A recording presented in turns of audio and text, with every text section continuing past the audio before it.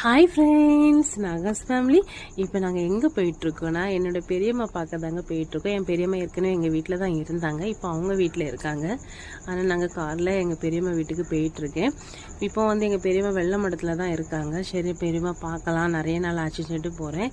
ஆனால் என்னோடய பையன் நான் பேசுகிறத கேட்டுகிட்டே இருக்கான். அதான் அவனை காமிக்கிறேன். என் பையன் நான் என்ன பேசுன்னு சொல்லிட்டு ஒட்டு கேட்டுகிட்டே இருக்கான்.